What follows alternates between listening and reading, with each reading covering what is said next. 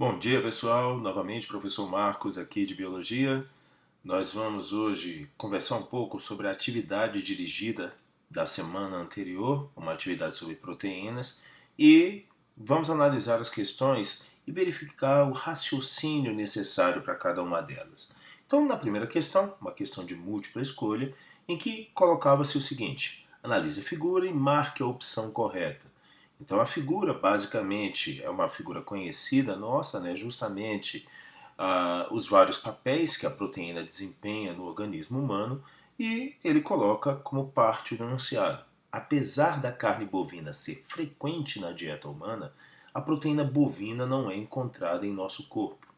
Isso ocorre porque, na realidade, o que essa questão coloca é exatamente o raciocínio necessário que nós devemos ter ao verificar numa alimentação com proteínas o que vai ocorrer com esses nutrientes. Então ele põe na primeira alternativa: o ser humano não possui enzimas para digerir as proteínas da carne bovina. Isso não é verdade. Na realidade, nós temos uma gama enorme de enzimas que atuam na digestão dos mais diversos nutrientes, entre eles as proteínas. Então, nós conseguimos sim digerir as proteínas da carne bovina, que são quebradas normalmente, e há liberação de aminoácidos. A alternativa B: as vitaminas da carne bovina desnaturam durante o cozimento. O termo aí desnaturam ele está bastante inadequado. Vitaminas são micronutrientes. O termo desnaturação é aplicado para macromoléculas, moléculas grandes, como é o caso das proteínas. As vitaminas não passam por esse processo de desnaturação, não é o caso. A alternativa C: a proteína bovina sofre digestão e os aminoácidos liberados são usados na produção de proteínas humanas. É exatamente isso que ocorre. Nós ingerimos os nutrientes, conseguimos quebrá-los com a ação enzimática e, uma vez quebrados e liberados, quebrados os nutrientes e liberados os aminoácidos, que são produto dessa digestão, eles serão absorvidos pelo organismo e nós usaremos esses aminoácidos como blocos de construção para a montagem de nossas proteínas humanas.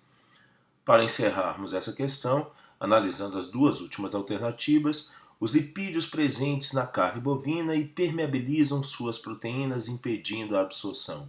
Os lipídios que fazem hipermeabilização são os cerídeos, e eles hipermeabilizam apenas superfícies. Não é o caso de hipermeabilização molecular, como ele fala aqui. Essa é a alternativa para ser descartada mais facilmente. E a letra E, que coloca justamente o seguinte: os aminoácidos presentes na carne bovina são diferentes daqueles usados pelas células humanas. Há apenas 20 aminoácidos encontrados na natureza.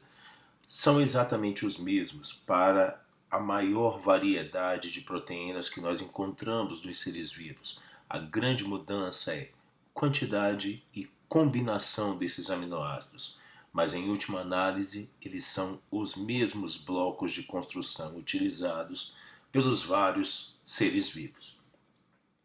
Analisando a questão seguinte, que coloca uma situação justamente sobre a atuação enzimática. Ao analisar o infográfico abaixo, então ele coloca justamente o seguinte: analise o infográfico abaixo e julgue os itens sobre enzimas e suas características. Então, nesse infográfico, ele procura comparar a enzima a um mecanismo de chave, representando a enzima, e um cadeado, que ele chama aqui de fechadura, como substrato.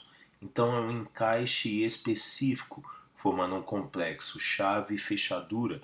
É um nome popularizado para o mecanismo de especificidade de ação das enzimas com seus substratos. O substrato ele vai se ligar especificamente a um sítio ativo da enzima, forma um complexo, a reação ocorre e aí os produtos são liberados.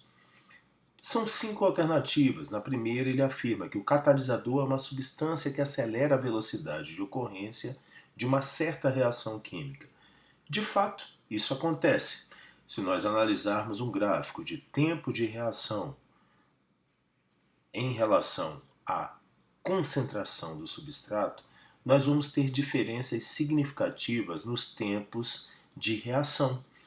O que nós observamos é justamente o seguinte: numa reação sem enzima, o processo, ainda que contínuo, ele é extremamente lento, já que a taxa de reação é muito baixa. Uma vez que a enzima é acrescentada, o que nós vamos observar é exatamente um aumento na velocidade da reação e, consequentemente, atinge a taxa máxima de reação. Então o processo é acelerado, o que deixa aquele item correto. O catalisador, no caso a enzima, um catalisador orgânico, de fato acelera a velocidade de ocorrência de uma reação química. Analisando a segunda alternativa, a enzima provoca um aumento da energia de ativação necessária para que uma reação química aconteça, e isso facilita a ocorrência da reação.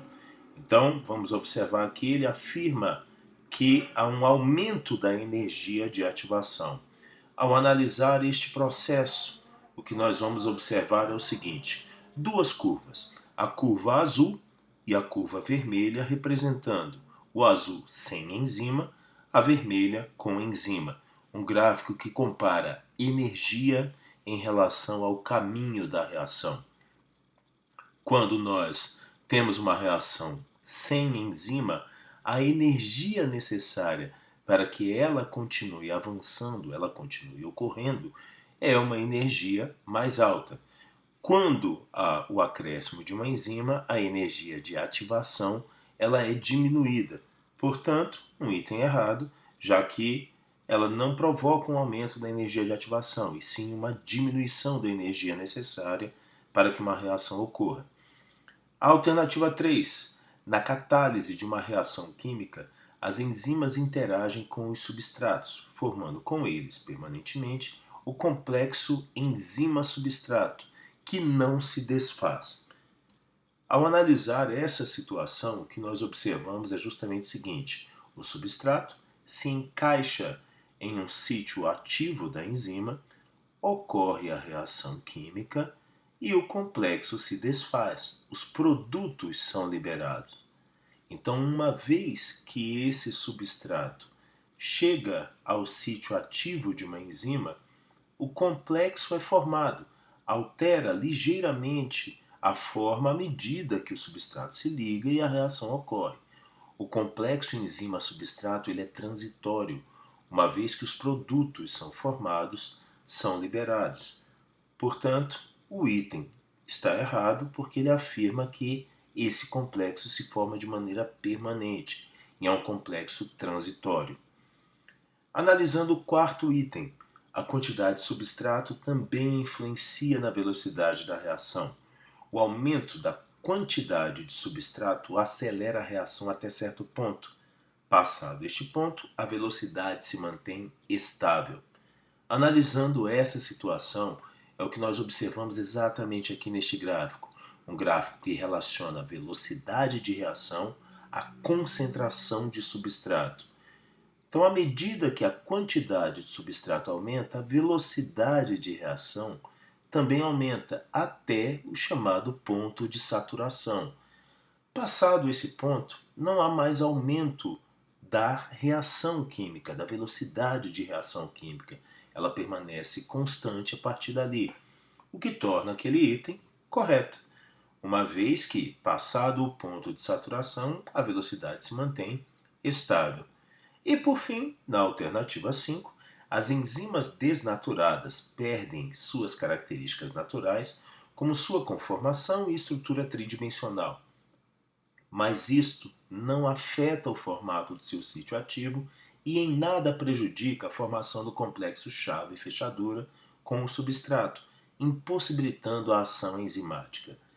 O que nós observamos é que justamente com a desnaturação, a mudança do formato espacial da proteína, como nós vemos aqui em cima, ela modifica sim o sítio ativo de uma enzima.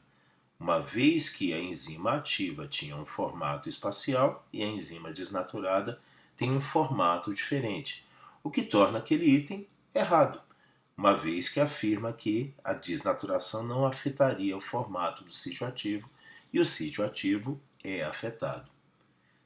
Vamos para a última questão, que coloca um aspecto experimental na atividade de duas enzimas. Então, o enunciado afirma o seguinte: a atividade das enzimas é influenciada pelo pH do meio.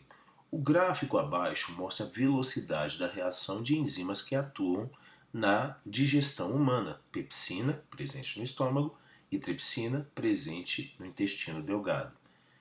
Para identificar se um frasco rotulado enzima contém pepsina ou tripsina, foi planejado um experimento com 4 tubos de ensaio, 2 tubos teste e 2 tubos controle. Então, no tubo 1, adicionou-se enzima, proteína e o pH 2, exatamente o pH ótimo para a enzima pepsina. No tubo 2, acrescentou-se enzima, proteína e foi mantido a pH 8, justamente o pH ótimo para a enzima tripsina. No tubo 3, água, proteína mantidos no pH 2, então um tubo controle, uma vez que não foi acrescentada enzima. O tubo 4 contendo água, proteína e mantido a pH 8. Então, outro tubo controle, uma vez que não foi acrescentada enzima. E ele pergunta justamente o seguinte: qual é o resultado esperado em cada tubo de ensaio, caso o frasco contenha apenas pepsina? Esta última frase é a chave da resposta dessa questão. Vamos analisar essa situação do pH com a ação enzimática. Uma enzima tem um sítio ativo, um substrato específico, porém, quando o pH é alterado, o formato espacial da enzima também muda, o que torna esta enzima inativa. Então, uma mudança drástica de pH pode sim inativar ou desnaturar uma enzima. Vamos analisar esse processo voltando à questão. Novamente o gráfico mostrando aqui que a pepsina tem um pH ótimo em cerca de 2. A tripsina, uma outra enzima, tem um pH ótimo por volta de 8. O resultado esperado para o tubo 1: vai haver digestão por ação da enzima pepsina, uma vez que o tubo tem enzima, tem proteína e está em pH 2, o pH ótimo da pepsina. Então haverá reação, haverá digestão por ação da pepsina e o produto será de aminoácidos. O tubo 2 contém enzima, contém proteína e foi mantido em tubo 8. Não vai haver reação. Se o frasco contiver apenas pepsina, a pepsina tem pH ótimo 2 e o tubo 2 foi mantido em pH 8. Portanto, não haverá reação. No pH 8, não há reação em razão da inativação da enzima. A pepsina é inativada em pH próximo de 4 e acima dele ela já não atua. Os tubos 3 e 4 são tubos controle. Não há enzima, há apenas água. Então são tubos controle utilizados para verificar alguma influência, eventual influência de algum fator externo no experimento. Então, esta é a ideia da última questão da atividade dirigida e o objetivo dela é justamente fazer o leitor identificar que a pepsina tem um pH ideal de atuação, que é justamente o pH 2. Ok, pessoal? Dúvidas que vocês tiverem, novos questionamentos, por favor, entrem em contato conosco por meio do Google Classroom, ok? Nós estamos à disposição. Então, mais uma vez, obrigado e bom estudo a todos vocês, ok, pessoal? Um grande abraço, então.